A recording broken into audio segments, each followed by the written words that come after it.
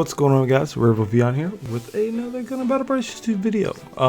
Today I actually want to share a little bit of information from the community we have here. Primarily there's some of the Gundam Battle Bros. 2 players on Discord. So I know a lot of you guys checked out the day one information, so I figured we could do something a little different. Maybe it's your full month in. And here's some more tips from the community. Again, we're not telling you how to play the game, but just for helpful tips you may or may not have realized. May be super technical or just day-to-day or simple things to help all of your matches in general. And just off the bat, we're going to jump through some comments. The first one on the list is someone in the Discord mentions, if you feel like you're over your head, don't worry, that happens to that happens to everyone. Even someone who's playing the game for a while, it does happen, and I completely agree.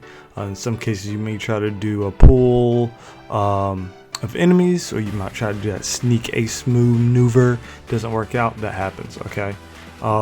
Someone believes you should also never deploy a bomb at the base while the second person watch your back. I will say that's good tips, but that's taking two people out of combat. I would say never try to defuse a bomb without someone watching your back, because the likelihood of you getting baited and killed between that and the spawn time is more likely to happen if it's just you. So good luck with that. Keep that in your mind when doing that. Another user, Dren, he says always pay attention to surroundings. Quite a few maps have paths that enemies can use to flank you, and that would be obvious. This is very true, especially for raid units that roll with stealth. You guys definitely be very careful and very wary. If you're scoping, as you guys know, I play a lot of support. If you're scoping down a lot, sometimes you can kind of forget your surroundings and your map and your radar and all this stuff, and so all will just run up on you. This happens so many times. He also goes on to say, you know, if reasonably possible, break off from the pair. That way that can at least temporarily deny points to the enemy team, which I also agree. In some matches it's a little bit harder to do that because of the time it takes to repair, but I would strongly suggest repairing your legs if anything. If you can, if anything gets damaged, you can repair it when you can. Make use of your time and your allies. Know when to pull back, repair, and get back in a fight, but make sure you don't take too long repairing, or else you'll cost the team a valuable member. Now, another point, this is actually from Nerix. He believes calling in support fire on enemies and your allies is in some cases very bad, and this is because it's friendly and it can stagger your allies and kill them. Most of the time he likes to try aiming for backline support class snipers. If it doesn't kill them, it'll at least get them up to move them around. So that's a very good point, because as a sniper I always assume that the airstrike's being called on me if I'm made a sniper's nest or I'm camping somewhere, and that will force me to get up and move, which will allow the opposite team to engage the enemy without sniper cover. Now, he also likes to add, tunnel vision is a real challenge. I 105% agree. He believes that one's going to require a lot of practice before you can beat the odds, but due to the paper rock scissors, which is, you know, the support general raid mechanic of the game, you'll have to definitely strategize how to kill your opponents with the tools your suit has. He also reminds us it's easy to forget to pay attention to your mini-map during actual combat, so keep an eye on it at all times. At some point in time, the game will be really frustrating because it may take time to kill targets, and more likely while you're attempting that, someone will sneak up behind you and melee you to the ground. Just stay focused, alright? But not focused enough to ignore the mini-map. So this is coming up on what we were talking about earlier. I think a lot of people just are learning to check during knockdown, immunity timers, and small gaps like that of animation. So definitely make sure you do that.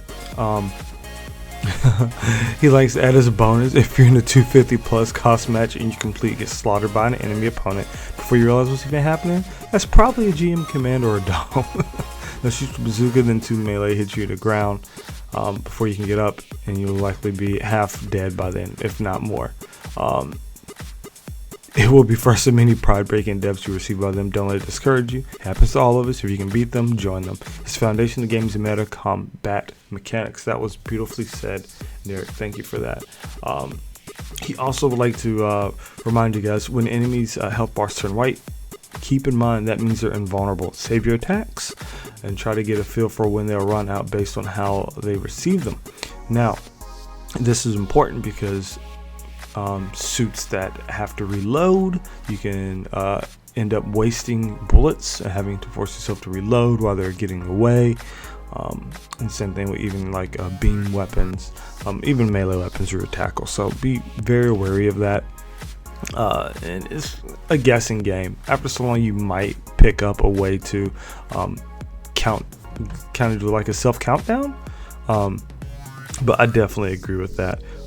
Tackles and getting up from not down is the most common, being invulnerable.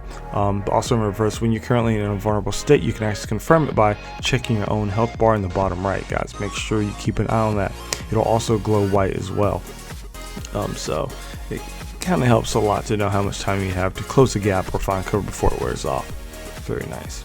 Our boy Jay Frost comes through with the next piece, and this is going to sound simple for those of us who play on the regular, but newer players should try to be familiar at least one of each type. Raid general support with 50 points a given cost, and I agree. That way you can provide something to your team that isn't there. He's mentioned that he's been in many matches where people all pick general, all raid, and get destroyed because they don't know how to fight a suit they have a disadvantage against, when someone could have picked another type and offset what was happening. Look at the skills of the suit. Not every suit can do 2 to 3 hit combos or has stealth, so keep that in mind. I'm going to agree completely. There's been a lot of times I join a match and I'm like, yeah, I want to play general, and everyone else is general, and like 4 people will like just ready in, and I'm like, wow, you guys didn't even try to go to your haro or change anything. I strongly suggest playing different suits, different types. Focus on your weaknesses. Those will become your strengths.